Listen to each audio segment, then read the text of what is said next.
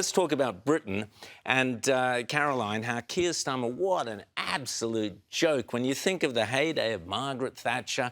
And Winston Churchill, as Trump pointed out as well. He's no Churchill, Keir Starmer. Exactly. He's no Clement Attlee. And he's just come out with a Truth Social posting. Let's just have a look at that. This is Donald Trump talking about Keir Starmer. Who's got the eyesight who can read that off the screen? It's far too small for me.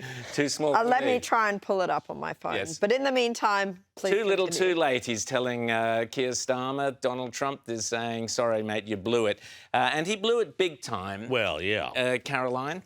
Yes. Well, Keir Starmer, of course, would not let Trump use, and the US use, UK bases, at least at the start of the conflict, to launch strikes at Iran. And it's, how can you not support an ally? This amazing relationship that the UK have had with the US. He has just gone and undone all of that with his entirely selfish, just domestic politics. And then, James, he's gone grovelling to the imams and the clerics at some Ramadan dinner saying, oh, no, we had nothing to do with invading Iran. This is where multiculturalism takes you, folks. It takes you to a prime minister who will trash the most important relationship in his nation's history in favour to pander to a few people at a dinner so that he can say, I'm multicultural. That's what multiculturalism delivers. Great work, Britain. Great work, lefties. Great work, the West. You've really done it nicely there. Well, you know, what's happened in Britain is just simply a sneak preview of what could happen in Australia. We've already seen hints of this. Let's not forget Tony Burke, Home Affairs Minister, with his incredibly pro-Gazan, pro-Palestinian activities, the 3,000 refugees, we're not bringing back the ISIS women, but, by the way, here's a sack of 35 passports that you could take over and bring to the ISIS women.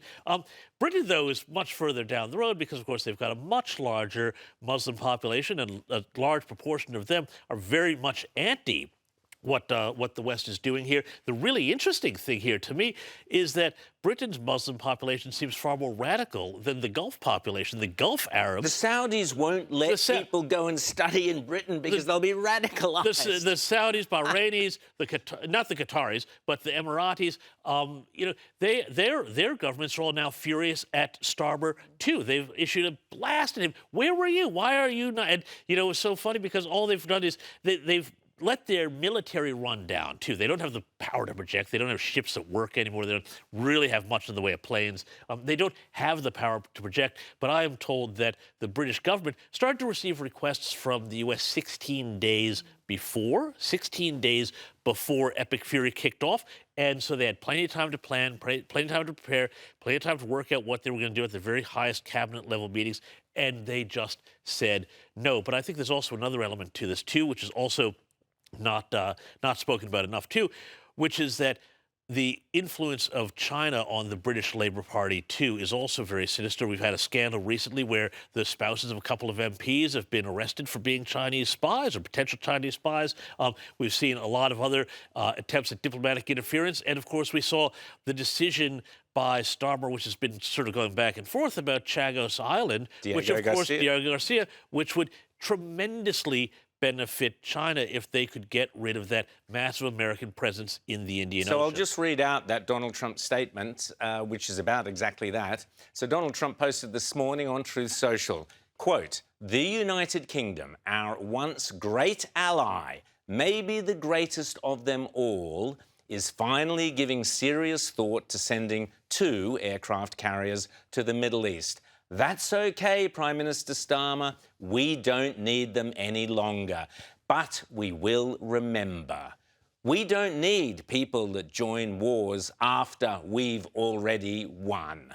President Donald J. Trump. I mean, Caroline, that is absolutely scathing and accurate and classic Trump humour as well. It is damning, and Trump does not have a short memory by any means. If he is angry, I mean, you can make it up to him, but this is a pretty unforgivable, and I won't say it was a mistake because it was a very deliberate action by Keir Starmer.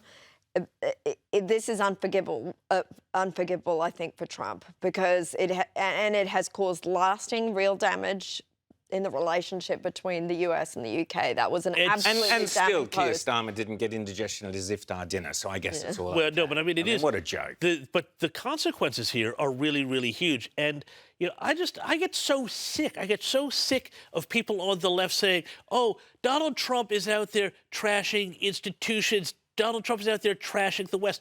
Donald Trump is trashing historic alliances. I'm sorry. No, this is Keir Starmer. This is the hard left Prime Minister of the UK going out there and through, as we say in the Catholic Church, what he has done and what he has failed to do, he is out there trashing the special relationship between the UK and the United States, which has been absolutely cemented, rock solid, even through crises like Suez, ever since Winston Churchill. And the whole point here for every British British Prime Minister, Churchill's advice was the same: never let the Americans get away. Never let that break. Because, you know, now Britain is caught in a terrible position. It's got Western Europe, you know, across the channel. That is, again, its relationships with them aren't great. It's in a dangerous neighborhood increasingly with Russia and everything else that's happening, and they're looking increasingly friendless, which is a tragedy.